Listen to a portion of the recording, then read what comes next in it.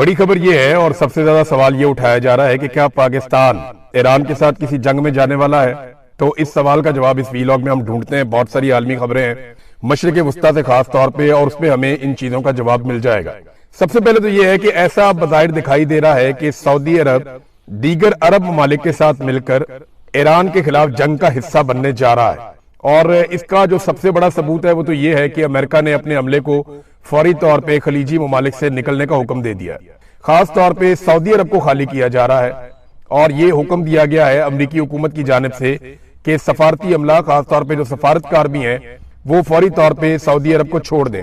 दीगर ममालिक से भी अमरीकी बहुत बड़ी तादाद में निकल गए हैं। तो जहां पे भी अमेरिका ने जंग करनी होती है या उन्हें नजर आ रहा होता है कोई बड़ी जंग होने जा रही है, तो वहां वो फौरी तौर पे इनखला शुरू कर देते हैं। और अब वो दिखाई दे रहा है। एक और बड़ी खबर इसमें यह है कि ये मेरे सामने एक डॉक्यूमेंट है जो सऊदी वजारत खारजा का है। इसमें ईरान को वाज़ेह वार्निंग जारी की गई है और बैनुल अक़वामी अखबारात में ये खबर छप चुकी है। सऊदी अरब ने ईरानी मौक़िफ़ को गलत करार दिया कि हमारी सरजमीन ईरान के खिलाफ इस्तेमाल हो रही है। यानी सऊदी अरब का मौक़िफ़ ये है कि अरब ममालिक जहां अमरीकी अड्डों पे ईरान ने अटैक किया, उन ममालिक के अड्डों के ऊपर से ईरान के ऊपर कोई अटैक नहीं हुआ। तो फिर ईरान के ऊपर अटैक हुआ कहां से? ये सवाल अपनी जगह मौजूद रहेगा। लेकिन सऊदी अरब का मौक़िफ़ ये है कि ईरानी सदर का दावा भी गलत है कि हमारे मुल्क से या हमारी बेसिस से, जो यहाँ पे बेसिस हैं अमेरिकन की, वहां से इनका दावा है कि ईरान के ऊपर हमला नहीं हुआ। और ईरान ने जो हमले किए हैं, जिनको ईरान जवाबी हमले कहता है, वो बिला जवाब है।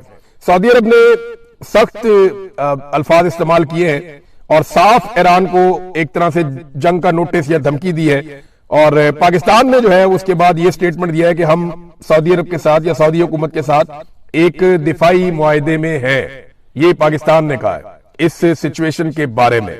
अब पाकिस्तान ने क्या किया और पाकिस्तान क्या जंग में उतर सकता है, यही है ना अब तक का सबसे बड़ा सवाल।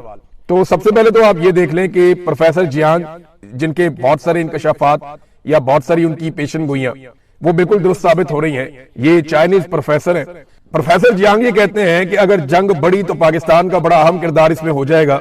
अब पाकिस्तान एक दिलचस्प सूरत हाल में है, क्योंकि 12 रोजा जंग के दौरान पाकिस्तान ने ईरान की हमायत का इजहार किया था, लेकिन चंद माह बाद पाकिस्तान ने सऊदी अरब के साथ एक बाहमी दिफाई मुआहदा कर लिया। ये जो 12 रोजा जंग थी, ये पिछली थी जो जून 2025 में हुई थी। उस जंग के बाद पाकिस्तान ने सऊदी अरब के साथ एक दिफाई मुआहदा कर लिया था, जिसका मतलब यह है कि अगर सऊदी अरब पर हमला हुआ तो पाकिस्तान उसके दिफा के लिए सामने आएगा। प्रोफेसर जियांग के मुताबिक अगर इसराइल सऊदी अरब के खिलाफ मजीद फॉल्स फ्लैग कार्रवाइयां करने में कामयाब हो जाता है और सऊदी अरब ईरान के खिलाफ जंग का ऐलान कर देता है, तो इस मुआहदे के तहत पाकिस्तान को भी ईरान के खिलाफ जंग में शामिल होना पड़ सकता है। उन्होंने कहा कि यह इम्कान भी हो सकता है कि अमेरिका ईरान के खिलाफ जमीनी रास्ता जब इस्तेमाल करे तो पाकिस्तान के जमीनी रास्ते से वो लड़ाई शुरू कर दे, क्योंकि ईरान का जनूब मशरकी इलाका निस्बतन ज्यादा कमजोर समझा जाता है, जबकि शुमाल मगरबी हिस्सा ईरान का जो है वो मजबूत है। यानी जो ईरान का एरिया तुर्की के साथ या इराक के साथ लगता है, वहां पे माजी में बहुत लड़ाइयां भी उन्होंने लड़ी हैं, तो उन्होंने अपना सारा जो मिलिट्री इंफ्रास्ट्रक्चर है वो वहां पे डेवलप किया। यहां पे उन्होंने नहीं किया। पाकिस्तान की तरफ से उनको लगता था सत्ते खैरा ने, लेकिन यहां पे वो कमजोर है और ये कहा जा रहा है कि इधर से भी लड़ाई शुरू हो सकती है, अमेरिका ये रास्ता इस्तेमाल कर सकता है। बहरहाल ये तो वक्त बताएगा कि क्या किया जाएगा। लेकिन इस वक्त इसराइल को बहुत मार पड़ रही है और इस लड़ाई का अगर कोई सबसे बड़ा बेनिफिशियरी बनने जा रहा है तो वो इसराइल ही होगा। इसराइल के अलावा कोई नहीं होगा, क्योंकि इसराइल में कभी भी इतने बम नहीं गिरे, इतने मिसाइल नहीं गिरे। इसराइल ने वहां पे जितने भी कैमराज हैं, फुटेज हैं, सारी खत्म कर दी हैं और वो किसी को अलाउ नहीं कर रहा कि सोशल मीडिया के इस्तेमाल के जरिए से तबाही का कोई मंजर बाहर निकाले। आप गौर करें, जब इसराइल ईरान को मारता था या गाजा के शहरियों को मारता था, और उस वक्त जब रॉकेट चलते थे और सुरंगों के अंदर जाते थे या जेरे जमीन पनाहगाहों के अंदर चले जाते थे इसराइली, तो तब बड़ी वीडियोज आती थी नीचे से, तब बहुत सारे मनाजिर आपको दिखाई देते थे। लेकिन अब बिल्कुल कोई किसी किस्म का मंजर दिखाई नहीं दे रहा, फुटेज नहीं आ रही, वीडियोज नहीं आ रही। इसराइली शहरी सारे के सारे कहां गए कुछ पता ही नहीं चल रहा। वो एक शदीद ज़हनी तनाव और दबाव का शिकार है और वो ज़हनी मरीज बनते चले जा रहे हैं जो इसराइल के शहरी हैं। और जेरे जमीन बंकर्स भी अब उनके महफूज नहीं रहे। इंडियन मीडिया के कुछ लोग वापस गए और एक इंडियन सहाफी ने यहां तक दावा किया कि 100 फुट नीचे तक भी जो पनाहगाहें हैं वो भी महफूज नहीं है, उनमें भी नुकसान हुआ है। अभी ये खबर आई है और एक दावा है और मुख्तलिफ मीडिया चैनल में ये चल भी रहा है। दावा ये कहता है कि रूसी खुफिया एजेंसी ने इस बात की तस्दीक की है कि ईरान हाइपरसोनिक मिसाइलों के हमले में, यानी ईरान ने जो हाइपरसोनिक मिसाइलों का हमला किया उसमें इसराइली लीडरशिप के लिए बनाया गया जेरे जमीन बंकर तबाह हो गया और इसमें अभी तक आग लगी हुई है। यानी अब बंकर्स भी उतने महफूज नहीं रहे क्योंकि मिसाइल बहुत बड़े और बहुत हैवी हथियार जो है वो इस्तेमाल हो रहे हैं। बंकर में इसराइली हुकूमत, ब्यूरोक्रेसी और फौज के आला हुकाम पनाह लेते थे। अब पता नहीं उस वक्त वहां पे वो थे या नहीं थे, लेकिन इस जगह पे वो पनाह जरूर देते रहे माजी में। अब कितना नुकसान हुआ है क्योंकि इसराइल का कई जगह पे नुकसान रिपोर्ट हो रहा है और हत्ता के लबनान के करीब नुकसान रिपोर्ट हो रहा है, दीगर कई जगहों पे नुकसान रिपोर्ट हो रहा है। बेसिस के अंदर अमेरिका का नुकसान रिपोर्ट हो रहा है, कुछ अमरीकी फौजी पकड़े गए हैं, ये भी दावा किया जा रहा है। तो आप सारी चीजों को प्लस माइनस करें तो अमेरिका और इसराइल के लिए अकेले में हालात उतने अच्छे नहीं है। आप नाए हुर्मुज़ बंद होने की वजह से पूरी दुनिया के ऊपर एक दबाव भी है। यूरोप उस तरीके से अमेरिका के साथ खड़ा नहीं हुआ, तो क्या पाकिस्तान खड़ा हो जाएगा? अब पाकिस्तान ने ना इस वक्त कुछ ऐसी डिमांड्स की हैं सऊदी अरब से जो ये बताती हैं कि पाकिस्तान जंग का हिस्सा बनने जा रहा है। मैं ये क्यों आपको कह रहा हूं, इसका जरा मैं आपको आसानी के साथ समझा देता हूं। देखिए, सऊदी अरब इस वक्त जंगज़दा मुल्क बना हुआ है, उनकी ऑयल की रिफाइनरीज खतरे में है। अब नाए हुर्मुज़ बंद है, उनकी तजारत भी बंद है, सऊदी अरब के अंदर बम भी गिर रहे हैं और सऊदी अरब के अंदर कारोबारी जिंदगी मुअत्तल है या खराब हुआ है। अब ऐसी सूरत हाल में जब एक मुल्क इतने दबाव में हो तो क्या दूसरा मुल्क उससे पैसे मांग सकता है, उससे माल का तकाजा कर सकता है? नहीं कर सकता ना। ये इखलाकी नुक्ता नजर से भी जायज नहीं है और किसी भी हवाले से आप देखें तो जायज नहीं है। लेकिन पाकिस्तान ने ऐसे वक्त में जब सऊदी अरब शदीद दबाव में है, पाकिस्तान ने खतरात से घिरे हुए एक मुल्क से उसके तेल के रस्ते बंद होने के बावजूद, माशी दबाव के बावजूद पैसा मांग लिया है। पाकिस्तान ने मांगा क्या, ये जरा आप देख लीजिए, इसमें आपको सारी कहानी मिल जाएगी। ये दुनिया भर के मीडिया में छप गया। 10 साल के लिए पाकिस्तान ने $5 अरब का डिपॉजिट मांगा है कि हमें कर्जा दे दें आप $5 अरब और 10 साल के लिए वो डिपॉजिट आप हमारे पास रखें। अच्छा, याद रखिएगा सऊदी अरब का पहले ही पैसा पाकिस्तान के पास है, तो बहुत मुमकिन है ये वही पैसा जो है उसको 10 साल के लिए पाकिस्तान कह रहा है कि आप इसको हमारे अकाउंट में रहने दें, पैसे को आप ये पैसा अगले 10 साल तक हमारे अकाउंट से ना निकालें। 8 चीजें मांगी है पाकिस्तान ने सऊदी अरब से, जो 2 बड़ी चीजें मैं आपको बता देता हूं। नंबर 1 तो ये है कि 10 साल के लिए $5 अरब आप हमारे कौमी खजाने में जमा रहने दें। नंबर 1, ये कोई पैसा हमें वो दे नहीं देंगे लेकिन हमारे कौमी खजाने में जमा रहेगा। नंबर 2, $5 अरब की तेल की सहूलत हमें दी जाए, यानी में जो उधार तेल देता है सऊदी अरब उसकी मिकदार जो है वो $5 अरब तक कर दे। पहले मेरे ख्याल में $1.2 अरब थी, किसी दौर में ये $2 अरब भी थी, लेकिन अब पाकिस्तान ने डिमांड किया कि $5 अरब का तेल, तो ये $10 अरब की पाकिस्तान ने सहूलत मांगी है और ये उधार है, ये वो पैसा नहीं है जो सऊदी अरब देगा और पाकिस्तान का हो जाएगा। ये एक उधार पैसा है जो पाकिस्तान मांग रहा है। देखिए पाकिस्तान ने करना क्या है, क्या लड़ाई में वाकई उतर जाना है? पूरे पाकिस्तान में लोग एक ही सवाल पूछ रहे हैं ना, पाकिस्तान के पास रास्ता ही कोई नहीं है। आप गौर करें ना, पाकिस्तान एक ऐसे दोराहे पे खड़ा है जहां एक तरफ आर्जी फायदे हैं और एक तरफ मुस्तकिल खतरात हैं। यानी आर्जी फायदा आप ये उठा सकते हैं कि थोड़ा पैसा ले लें, अपनी इकोनॉमी को स्टेबल कर दें, सऊदी अरब के साथ खड़े हो जाएं, और मुस्तकिल खतरात ये है कि फिर आपका एक पूरा बॉर्डर और वल्नरेबल हो जाएगा। आपने इंडिया के बॉर्डर के साथ कभी नॉर्मलाइजेशन नहीं होने दी, ना इंडिया ने होने दी। अब अफगानिस्तान के साथ भी आपका वही पंगा है, रोजाना लड़ाई हो रही है। अब ईरान के साथ भी अगर आप ये करेंगे तो पाकिस्तान का कोई एक बॉर्डर भी महफूज नहीं रहेगा। सिर्फ चाइना का छोटा सा बॉर्डर है और वो महफूज होने की वजह ये है कि हमने उनके पैसे देने। अगर हमने उनके पैसे ना देने हो, वो भी एक दिन आएगा, चाइना कहेगा गवादर हमारे हवाले करो भाई, जो पैसा तुमने लिया हुआ है, इतनी बड़ी अमाउंट आपने $60 अरब के आप चाइना से कर्जे ले रहे थे डेवलपमेंट के नाम पे, अब वो पैसा वापस तो करना है। अगर आप पैसा वापस नहीं करेंगे तो क्या देंगे उन्हें? वो मुझे पता है कि क्या आपको देना पड़ेगा। गवादर जाके देखें चाइना ने कैसा बना दिया और उसको किस तरीके से उन्होंने डिजाइन किया है। एक तरफ तो आर्जी फायदे हैं, मैंने आपको बताया, और एक तरफ मुस्तकिल खतरात है। एक तरफ अमीर तरीन सऊदी अरब है और दूसरी तरफ मुसीबतों से घिरा हुआ, सुपर पावर से जंग लड़ता हुआ ईरान है। तारीख ना अपने आप को दोहरा रही है। हम 50 साल पीछे चले जाए ना तो हमारे पास एक डिक्टेटर था ज़िया-उल हक, उसने जो पाकिस्तान के साथ किया और जो हालात उस वक्त थे, लगभग वही हालात पाकिस्तान के वापस पैदा हो चुके हैं। अमेरिका और अमेरिका के इत्तेहादियों के साथ मिलकर अरब ममालिक की मदद से अफगानिस्तान में पाकिस्तान ने जहाद की बुनियाद रखी थी। आपको याद है तब भी अमेरिका था, अमेरिका के इत्तेहादी थे और अरब ममालिक थे, और अफगानिस्तान का बैटल ग्राउंड था जहां पे पाकिस्तान ने कहा कि ये जहाद है। उस लड़ाई में पाक फौज, तालिबान, अरब और अमरीकियों ने एक साथ मिलकर शाना बशाना ये लड़ाई लड़ी थी اور بعد میں انہی طالبان نے جن کو تیار کیا گیا افغانستان کے تمام دھڑوں کو شکست دے کر اقتدار پر کنٹرول حاصل کر لیا تھا. آج ایک مرتبہ پھر پاکستان وہی کھڑا ہے. آج ایران میں رجیم چینج کرنا مقصد ہے اور اس کے لیے ایک بار پھر عرب ممالک، پاکستان، امریکہ، اسرائیل، ان کے اتحادی، وہ سارے پھر اسی مقام پہ دوبارہ سے کھڑے ہیں. تب بھی بہت سارے جرنیل اور سیاستدان امیر ہو گئے تھے. آج بھی امکان ہے کہ بہت سارے جرنیل اور سیاستدان امیر ہو جائیں گے. تب بھی پاکستان میں غیر آئینی حکمران تھے اور ان کو اور ان کے اقدامات کو تحفظ مل گیا تھا. ضیاء الحق تھا نا، ضیاء الحق کو اور اس کے اقدامات کو تحفظ مل گیا تھا اس وفاداری کے بدلے میں. آج بھی پاکستان میں غیر آئینی حکومت ہے، ایک ڈکٹیٹرشپ ہے، عاصم منیر صاحب کنٹرول کرتے ہیں، تو ان کو بھی تحفظ مل سکتا ہے. وہی معاملہ آج بھی ہے. تب بھی پاکستان نے اپنی ایک لمبی سرحد ہمیشہ کے لیے قربان کر دی تھی اور ایک مستقل خطرہ لے لیا تھا، اور آج بھی پاکستان کی ایک اور سرحد غیر محفوظ ہونے کی طرف جا رہی ہے اور یہی خطرہ بدستور موجود ہے.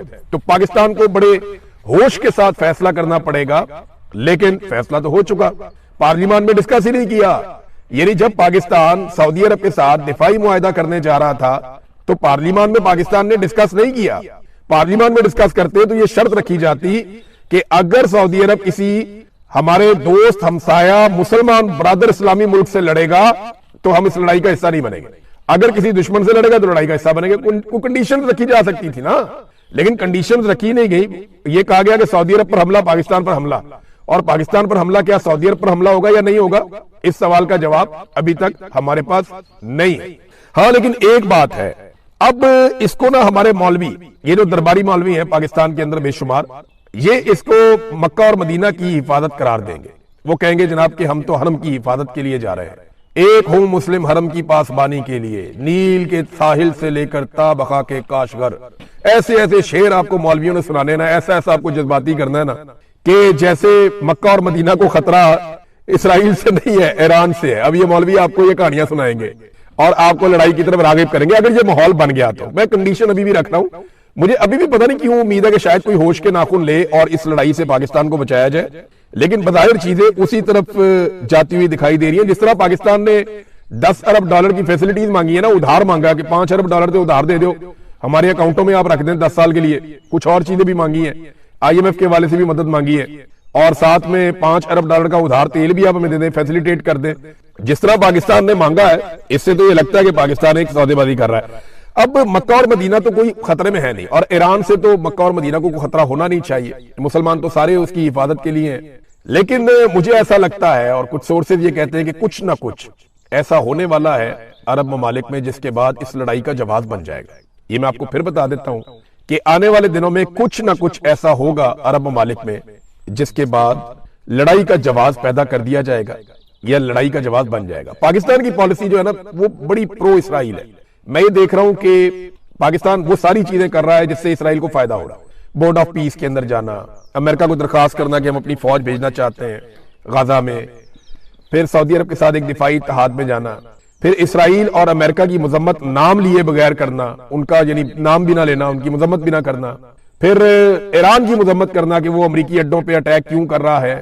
یہ ساری چیزیں نا اسرائیل کو بہت فائدہ دے رہی ہیں. اور اگر پاکستان اس لڑائی میں اتر جائے گا تو اسرائیل اور پاکستان جب شانہ بشانہ لڑیں گے تو ایران کے لیے بہت مشکل ہو سکتا ہے. اگر تو واقعی یہ سچویشن بن جاتی ہے تو ایران جو ہے نا وہ بار بار یہی کہہ رہا ہے کہ پڑوسی عرب ممالک کی سرزمین ہم پر حملوں کے لیے بدستور استعمال ہو رہی ہے.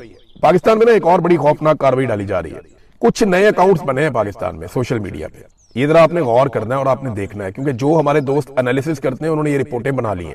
میری ٹیم نے بھی مجھے آگاہ کیا ہے کہ بہت سارے سوشل میڈیا پہ نئے اکاؤنٹس بنے ہیں اور یہ شیعہ سنی فساد پاکستان میں پھیلانے کی کوشش کر رہے ہیں. اور یہ گزشتہ چند دنوں کے اندر سامنے آئے ہیں اور یہ درجنوں کی تعداد میں ایک ایک اکاؤنٹ ٹویٹس کر رہا ہے اور شیعہ سنی فساد پاکستان میں پھیلانا چاہ رہا ہے. دیکھیں ایک بات بڑی کلیئر ہے کہ پاکستان میں جو اہل تشیع برادری ہے، ہمارے بھائی ہیں، وہ ایران کے ساتھ ان کی ایک تھوڑی سی وابستگی ہے اور ایک عقیدت ہے.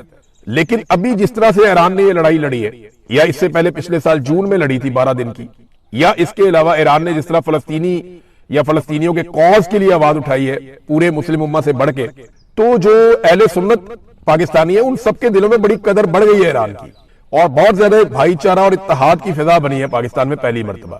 اب اس فضا کو توڑنے کی کوشش کی جا رہی ہے اپنے مذموم مقاصد کے لیے. تو میری آپ سب سے گزارش ہے ایسے اکاؤنٹس کو فوراً بلاک کریں، ان کو رپورٹ کرے, اور اس کے علاوہ دو چار بڑے اکاؤنٹس بھی ہیں, وہ بھی یہی کاروائیاں ڈال رہے ہیں, باریک وارداتیں. تو آپ نے شیعہ سنی فساد سے اور فرقہ واریت سے پاکستانیوں بچنا ہے, آپ نے اس کا حصہ نہیں بننا.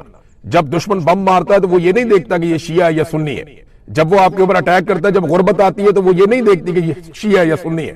جب کرونا وائرس آیا تھا تو وہ ایسا نہیں کرتا تھا کہ میں شیعہ کو لگوں گا اور سنی کو نہیں لگوں گا. یہ بات ذہن میں رکھنا کہ ہم سب مسلمان ہیں, بھائی بھائی ہیں, ہمارا ایک وطن ہے, ہمیں آپس میں اپنا اتحاد اور اتفاق قائم رکھنا ہے. یہ ہمیں تقسیم کرنے کی کوشش کریں گے, اور وجہ کیا ہے؟ پیسہ. وجہ کیا ہے؟ مفاد. وجہ کیا ہے؟ پاکستان کو ایک نئی جنگ کے اندر جھونک دینا. پاکستان تحریک انصاف نے اس مذمت کو کنڈیشنل کر دیا. پاکستان تحریک انصاف نے کہا جی ٹھیک ہے, یہ جو عرب ممالک کے اوپر اٹیک ہو رہے ہیں یہ بھی غلط ہے, اور جو اٹیک ایران کے اوپر ہو رہے ہیں وہ بھی غلط ہے. انہوں نے کہا دونوں چیزیں ایک دوسرے سے جڑی ہوئی ہیں, ایک دوسرے سے وہ وابستہ ہے, لہذا آپ یہ نہیں کر سکتے کہ ایک چیز کو آپ غلط کہیں اور دوسری چیز کو آپ غلط نہ کہیں.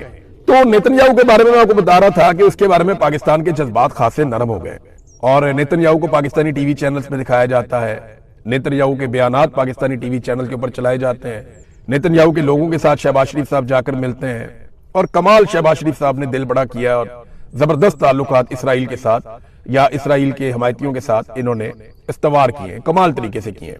اور جو اسٹیبلشمنٹ کی ایک بڑی پرانی خواہش تھی وہ خواہش بھی پوری ہوئی ہے.